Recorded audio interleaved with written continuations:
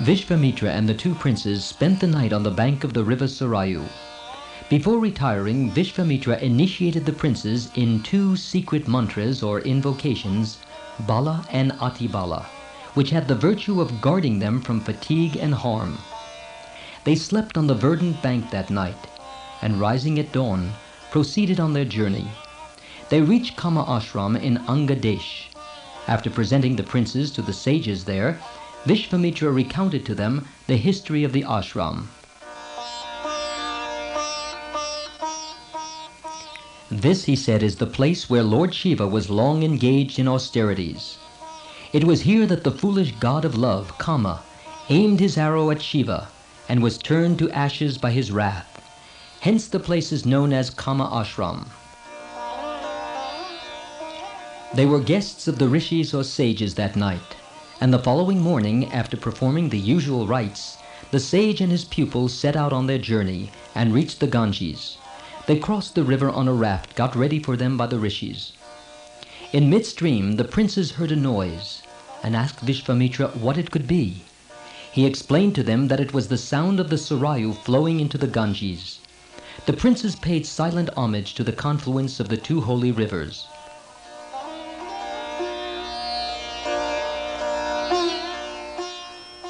Having crossed the Ganges, Vishvamitra and the princes made their difficult way through a dense forest made dreadful by the reverberating roar of wild beasts.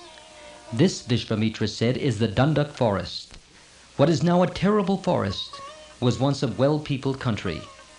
Once upon a time, Indra, the king of the gods, was contaminated by sin, having killed Vritra, and had therefore to exile himself from the world of the Devas or demigods.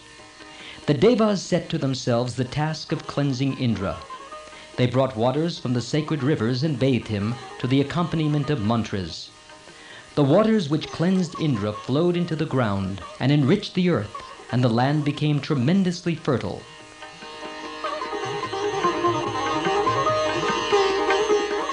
For a long time, people lived happily till Tataka and her son Marich wrought havoc and changed this into the dreadful wilderness it now is. They are still in this forest, and none dare enter it for fear of Tataka. She is equal in strength to a score of elephants. I have brought you here to rid the forest of this great enemy. There is no doubt that this Yaksha monster, who is a source of trouble to the sages, will be destroyed by you.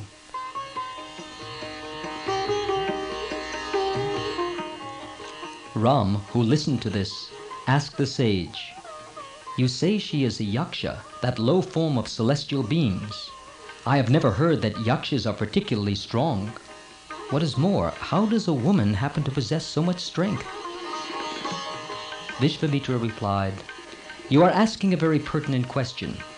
Her strength comes from a boon granted by Brahma. There lived a yaksha by name Suketu. Having no progeny, he performed austerities, and won a boon from Brahma thus: you will have a beautiful daughter of great strength of body, but you will have no son." Suketu's daughter, Tataka, beautiful and strong, was married to Sunda, a yaksha, and their child is Marich. Sunda at one time incurred sage Agastya's curse and died. Provoked by this, Tataka and Marich pounced on Agastya, who cursed them to be monsters living on the carcasses of men. So Tataka is now an ugly monster. Thenceforward, she and Marich have been harassing the dwellers in this region of Agastya. Do not hesitate to destroy her on the ground that it is against warrior ethics to kill a woman. Her atrocities are intolerable. To punish the wicked, whether male or female, is the duty of kings. It is right to kill her as to kill a wild animal for the sake of human society. This is the duty cast on rulers. Many women have been punished with death for their crimes. Hence, do not hesitate.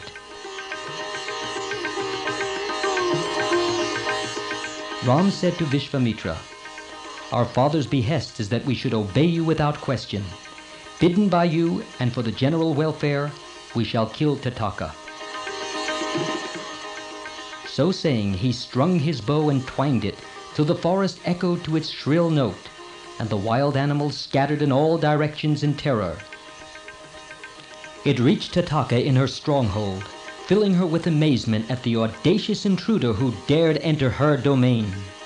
Raging with anger, she ran in the direction whence the sound came and sprang on Ram. The battle began. The prince at first thought of cutting off the limbs of the monster and sparing her life. But Tataka attacked fiercely, and rising in the sky, she rained stones on Ram and Lakshman. The two princes defended themselves against the attack. The fight continued, and Vishvamitra cautioned Ram against delay in dealing the death blow to the monster. "She deserves no sympathy," he said. "The sun is about to set, and remember that at night Rakshasas grow stronger. Do not delay to slay her." Thus advised, Ram decided on killing Tataka, and pierced her chest with a deadly arrow, and the huge, ugly monster fell down lifeless. The Devas cheered, and Vishvamitra, filled with joy, embraced Ram and blessed him. With Tataka's end, the forest was freed from the curse and became beautiful to see. The princes spent the night there, and next morning they proceeded to Vishvamitra's ashram.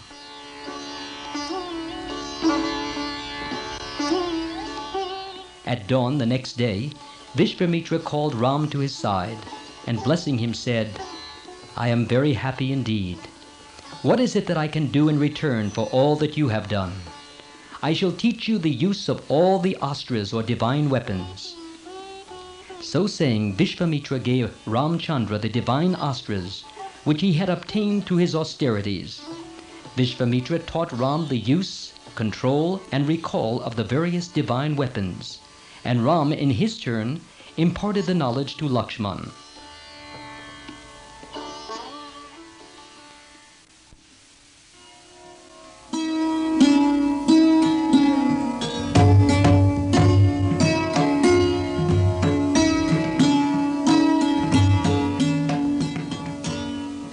As they continued the journey, Ram pointed to a big hill with a lovely forest on its slopes and asked, "Is that the place whereto we have to go? And who are the evil ones who hinder your yajna? And what should I do to destroy them?" Ramchandra was eager to fight and win the blessings of the sage. "That is the place we are going to," replied Vishvamitra. There the Lord Narayan performed austerities, and it was there that he was born as Vaman. It goes by the name of Siddha Ashram. This is its story. Bali, son of Virochan, and grandson of Prahlad, the great devotee, was such a powerful ruler that of him even the Devas were afraid. Bali had, by his deeds, acquired the power of Indra himself. He belonged to the race of the Asuras or demons. Kashyap and his spouse Aditi, of whom all the gods were offsprings, prayed to Lord Vishnu, the Supreme Personality of Godhead, and begged him to be born as their son and protect Indra and the Devas from Bali. In answer to their prayers, Vishnu was born of Aditi as Vaman.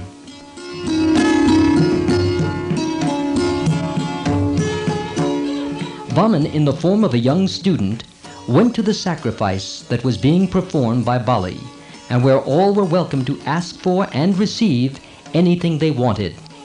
When Vaman presented himself as a suitor, Bali's guru, Sukracharya, the preceptor of all the Asuras or demons, knew who he really was. So he warned Bali against promising to grant the young Brahmin his request, that indeed he was Lord Vishnu in disguise, come to undo him. Bali did not pay heed to this. It was his practice never to turn down a request. Besides, he was at heart a devotee of the Lord, and felt that he would indeed be blessed if the Lord should deign to accept a gift from him. With a smile, Bali bade him ask for what he pleased, without hesitation. "All I have is at your disposal, money, jewels, the wide earth, and all it inherits." Vaman answered that the wealth was of no use to him, and all he begged for was 3 paces of ground, as paced by him. The monarch smiled as he looked at the diminutive student's legs, and said, "So be it. Pace and take it." The little Brahmin suddenly grew in size, and with one step measured the earth, and with another the entire heavens. And there being no room left for the third step that had been granted, he set his foot on Bali's devoted head. And Bali, whose head was blessed by the touch of Baman's foot, became one of the 7 immortals of the world.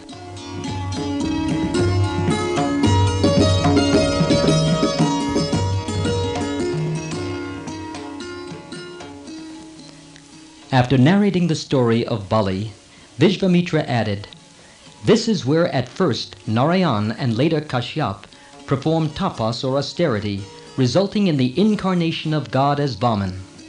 In this holy place I live, and here the Rakshasas come and obstruct our worship and our austerities. Your coming here is to end this evil." "So be it," said Ram.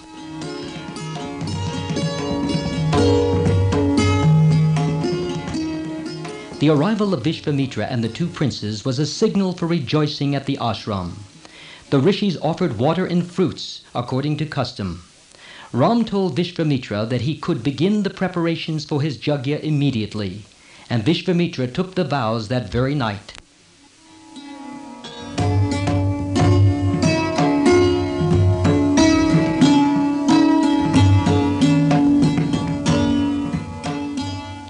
Getting up very early the next morning, the princes went to Vishvamitra and asked when the Rakshasas were expected, so that they might hold themselves in readiness to receive them.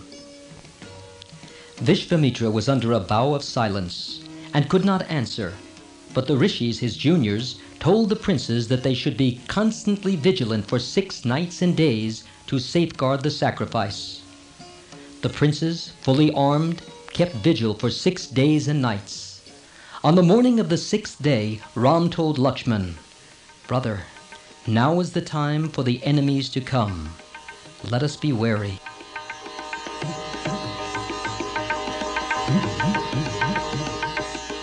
Even as he was saying this, flames shot up from the sacrificial fire, for Agni, the god of fire, knew that the Rakshasas had arrived. As the rites were being performed, there was heard from the sky a great roar. Ram looked up and saw Marich, Subahu, and their followers preparing to shower unclean things on the sacrificial fire. The army of Rakshasas covered the sky like a great black cloud. Ram said, "Look, Lakshman!" and he shot an arrow, the Manavastra weapon, at Marich. As was intended, it did not kill Marich, but, wrapping him up in resistless force, hurled him a full 900 miles near the sea.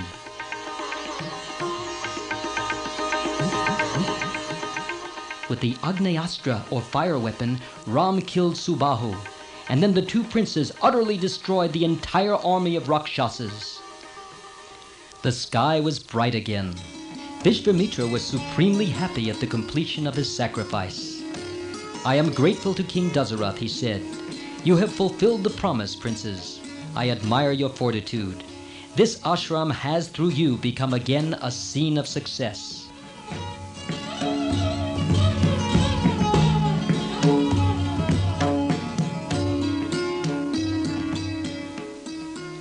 The next day, Ram and Lakshman, after their morning prayers, went to Vishvamitra and asked for further orders. The purpose of Ram's birth was not unknown to sage Vishvamitra, and he knew too the powers of the weapons he had given to Ram. Still, the actual fact when experienced is something more than expectation. Sage Vishvamitra was happy beyond words, and his face glowed like a flame. He then thought of the service that he still had to do for Ram. This was the prince's marriage with Sita. The seers assembled there said to Ram, "We intend proceeding to the kingdom of Videha, where in the capital city of Mithila, the illustrious philosopher king Janak intends to perform a great sacrifice. All of us are going there, and it will be good if you and your brother accompany us. It is fitting and proper that the prince of Ayodhya should see the marvelous bow in the court of Janak." So it was decided, and Ram and Lakshman went with Vishvamitra to Janak city.